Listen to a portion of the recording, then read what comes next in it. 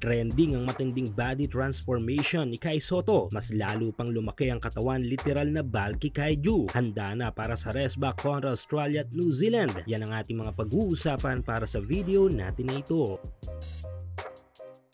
So hindi na nga natin maitatanggi na talagang totally demolished tayo sa naging laban natin sa dalawang top team sa Asia. Ito nga yung national team ng New Zealand at ang national team ng Australia. Kontra New Zealand, though pumalag tayo, ay nadali naman tayo ng mga ito ng outside at inside offense. Kaya nahirapan tayo makapag-run sa opensa sa game. Almost same thing sa Boomers. Ang pinagkaiba lang ay ang kakulangan natin sa depensa sa ilalim. Dahil sa mga athletic bigs na mga ito ay na-force nila na ma-open ang labas, kaya nababawasan ng mga contested 3-pointer ng gilas sa kanila. Even si Coach Tincone ay namin na malayong iwan tayo sa lahat ng aspects sa game kontra Australia. At ang isang malaking factor dito ay ang kawalan ng isang legit big man inside the paint. Ilan sa mga kahalagahan ng pagkakaroon ng isang legit big man sa paint ay ang matinding depensa na mas magtutulak sa mga opponents na tumira ng rest sa pilit na pamamaraan. Dahil mas makakapaglatag din ng matinding depensa ang mga guards natin dahil hindi na nila concern ng depensa sa paint. Pagdating naman sa opensa ay magiging malaking boost din ito sa team dahil magiging all around na ang ating opensa with our bigs, mapaloob man o sa labas. Hindi na magatubiling tumira ang ating mga shooters dahil nga sa ating mga possible offensive rebounds. Kaya naman ganito na lamang kahalaga ang role ng isang Kai Sotto. Isang 7'3" all around ang kanyang kayang gawin sa ating national team. Isang bata lang noon na binabash dahil nga sa manipis at mahinang pangangatawan nito ay magiging vital parts na ngayon ng ating pambansang kupunan. Para lang sa mga bashers ni Kai noon, hanggang ngayon sa Asia Cup qualifiers na ito bago siya ma-injury ay tangan nito ang ilang mga top ranked players sa listahan ng FIBA. Kasama na syempre mga impressive figures na naging kawalan ng ating national team, kaya nagkanda leche-leche tayo mula sa last Feb window hanggang dito nga sa Asia Cup Championship. Pero sa World Cup qualifiers ay dito makikita kung mabubuli pa ba tayo basta-basta ng dalawang malakas na team na mga ito sa Asia. Dahil nga aside sa paglalaro ng bago nating big man na si Quintin Melora Brown ay magbabalik na rin sa laro si Kai Sotto. Nito lang ay trending na naman si Kai dahil nga sa bago nitong post sa kanyang official Instagram account. Dahil dito ay makikita ang another body transformation. Mula sa patpating pangangatawan noon